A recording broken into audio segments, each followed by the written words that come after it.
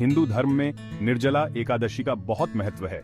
यह एक विशेष दिन है जो भक्तों के लिए अत्यंत पवित्र माना जाता है। यह दिन भगवान विष्णु, जो कि इस सृष्टि के पालनहार हैं, उनकी पूजा को समर्पित है।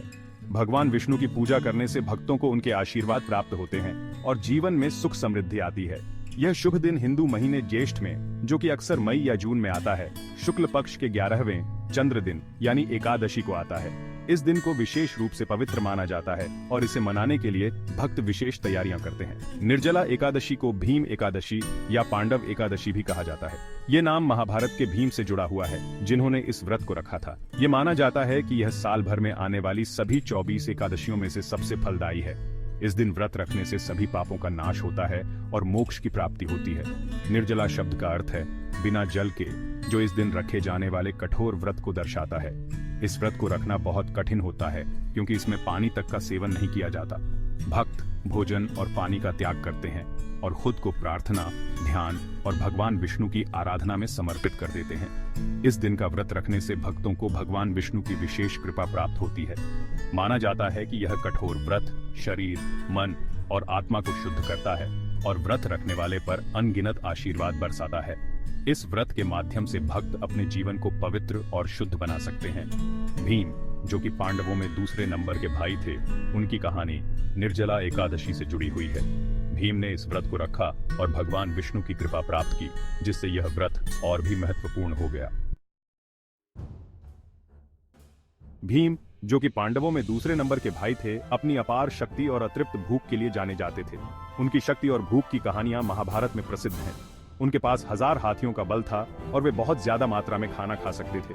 उनके भोजन की मात्रा देखकर लोग हैरान रह जाते थे। थोड़े समय के लिए भी उपवास करना उनके लिए एक असंभव कार्य लगता था। उनकी भूख इतनी प्रबल थी कि वे कुछ ही समय में बेचैन हो जाते थे। जब उन्हें एकादशी व्रत के महत्व के बारे में पता चला तो भीम परेशान हो गए। वे इस पवित्र व्रत को निभाने के लिए चिंतित थे। वह इस पवित्र व्रत को रखना चाहते थे और भगवान विष्णु का आशीर्वाद पाना चाहते थे, लेकिन उनकी भूख एक बड़ी बाधा थी। हालांकि उनकी भूख हमेशा उन पर हावी हो जाती थी, जिसके कारण व्रत के नियमों का पालन करना उनके लिए असंभव हो जाता था। वे हर बार असफल हो जाते थे। भीम ने अपने ज्ञानी भाई युधिष्ठिर से संपर्क किया और उनसे इसका उपाय पूछा। युधिष्ठिर ने उनकी समस्या को गंभीरता से सुना। युधिष्ठिर ने उन्हें सलाह दी कि वे भगवान कृष्ण, जो कि उनके सारथी और मार्गदर्शक थे, उनसे मार्गदर्शन लें। भगवान कृष्ण ही उन्हें सही रास्ता दिखा सकते थे। भीम ने पूरी विनम्रता के साथ भगवान कृष्ण से संपर्क किया और अपने दिल की बात कही। भीम, जो अपनी शक्ति और पराक्रम के लिए जाने जाते थे, ने अपनी कमजोरी को स्वीकारते हुए कहा कि वह अपनी भूख को नियंत्रित नहीं कर सकते। उन्होंने एकादशी व्रत रखने की अपनी गहरी इच्छा व्यक्त की, लेकिन अपनी भूख को नियंत्रित करने में असमर्थता स्वीकार की। भीम ने कहा कि वह अपने भाइयों की तरह व्रत रखना चाहते हैं, लेकिन उन्हें भूख बहुत सताती है। भगवान कृष्ण, जो अपनी बुद्धि और करुणा के लिए जाने जाते थे, ने धैर्यपूर्वक भीम की दुविधा को सुना।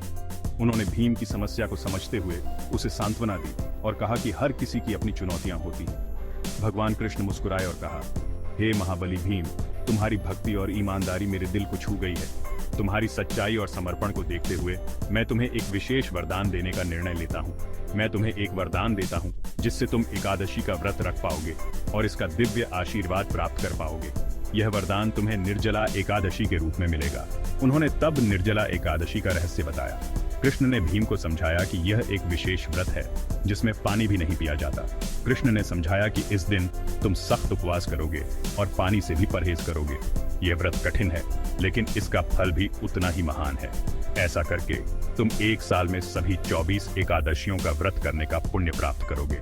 इस प्रकार तुम्हें सभी एकादशियों का पुण्य एक ही दिन में मिल जाएगा और तुम्हारी भक्ति सफल होगी।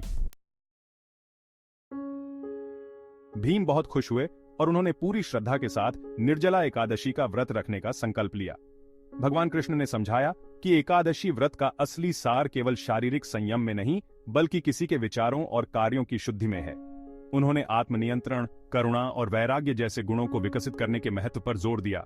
ये एकादशी हमारे अंदर के राक्षसों, जो हमारी इच्छाओं और आसक्तियों के प्रतीक हैं, पर विजय प्राप्त करने की आवश्यकता पर जोर देती है। अपनी इच्छाओं पर विजय प्राप्त करके हम आध्यात्मिक विकास का मार्ग प्रशस्त करते हैं।